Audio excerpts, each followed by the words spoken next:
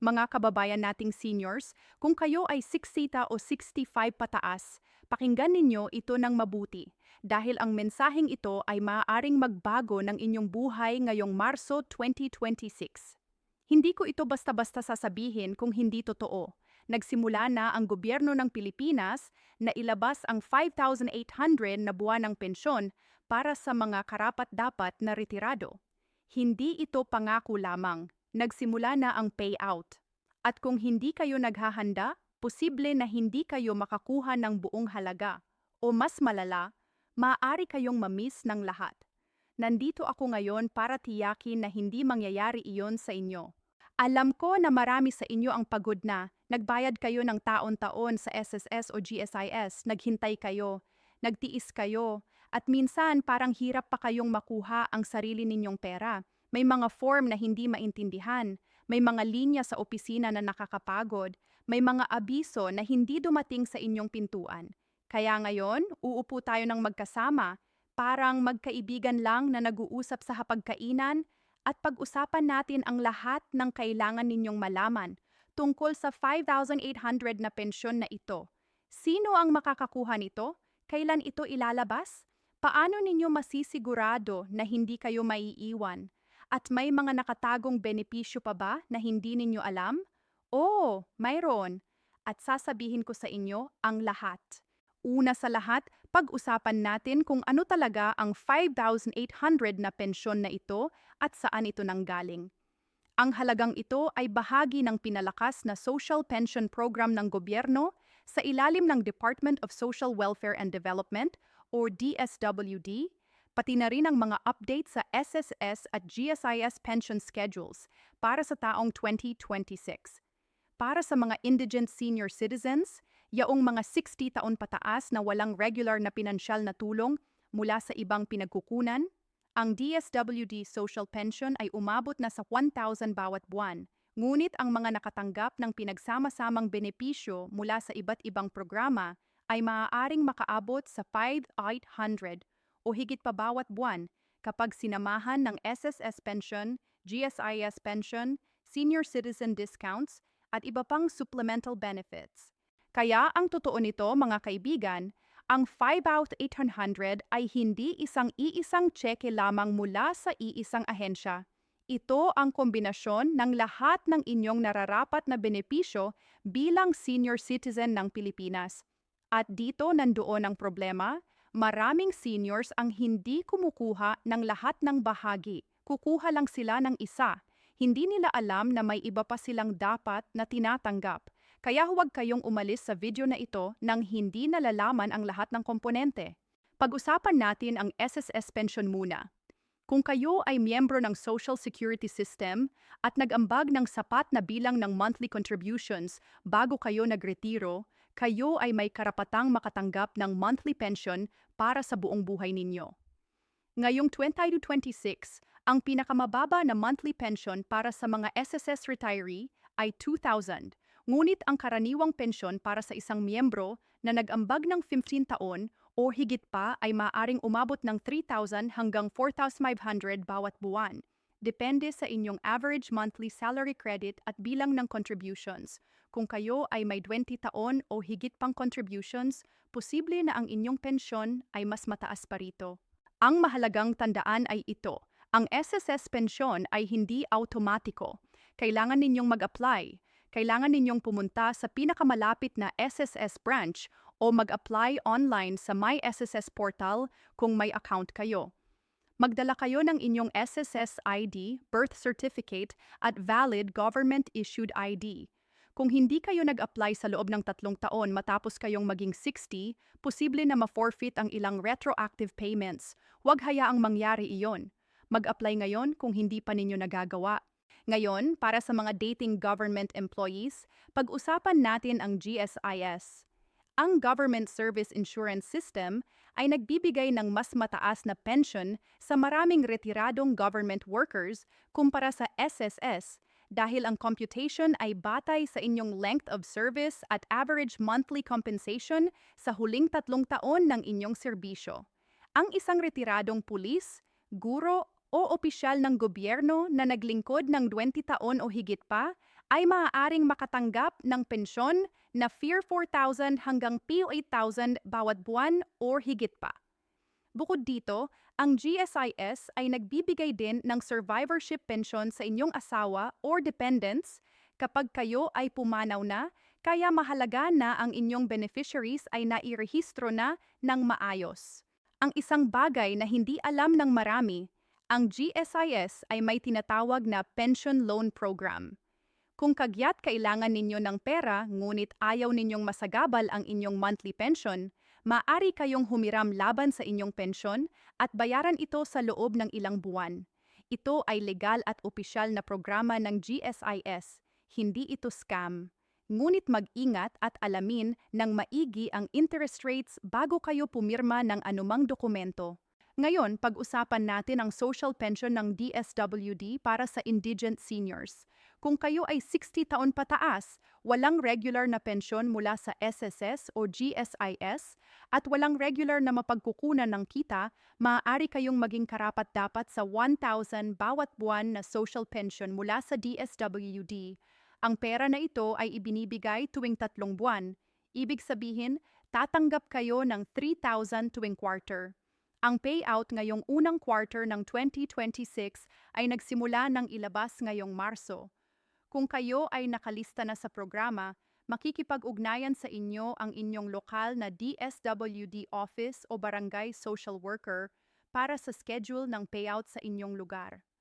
Para makapag-avail ng DSWD social pension, kausapin ang inyong barangay captain o barangay social worker. Sila ang magsasagawa ng assessment at magre-rekomenda sa inyo para sa programa. Huwag kayong mahiyang humingi ng tulong para ito sa inyo, para sa mga taon ng inyong sakripisyo para sa inyong pamilya at bansa. Ngayon, pag-usapan natin ang mga posibleng reduction o clawback na dapat ninyong malaman. Oo, may mga pagkakataon na maaaring mabawasan ang inyong pensyon o mapigilan ang pagbabayad. At hindi ito basta ibinubunyag sa inyo ng mga opisina malibang itanong ninyo. Una, kung kayo ay may utang sa SSS o GSIS, halimbawa, salary loan o calamity loan na hindi pa nababayaran, maaaring ibawas ang parte ng inyong monthly pension para bayaran ang utang na iyon. Tinatawag itong offsetting. Bago kayong umasa sa buong halaga ng inyong pension sa unang buwan, tawagan muna ang SSS o GSIS at itanong kung may outstanding loans kayo na maaaring mag-affect sa inyong net pension amount. Pangalawa, kung kayo ay patuloy na nagtatrabaho pagkatapos ng inyong retirement at kumikita ng higit sa itinakdang limitasyon, maaaring isuspend ng SSS ang inyong pensyon hanggang sa tumigil kayo sa trabaho. Ito ay tinatawag na re-employment rule. Ang GSIS naman ay may sariling patakaran dito para sa mga government pensioners na bumabalik sa government service. Pangatlo, mag-ingat sa mga nagpapakilalang pension agents o fixers na nangangako na mapapabilis nila ang inyong pension application para sa bayad. Ito ay scam. Ang SSS at GSIS ay libre ang lahat ng serbisyo. Walang kailangang bayaran para mag-process ng inyong pensyon. Kung may lumalapit sa inyo na humihingi ng bayad, huwag kayong makipagtransaksyon at i-report sa pinakamalapit na opisina. Para sa mga nagtataka tungkol sa buwis, ang tanong na madalas na tinatanong ng mga seniors, narito ang magandang balita. Sa pangkalahatan, ang SSS at GSIS pension ay hindi kasama sa taxable income sa Pilipinas.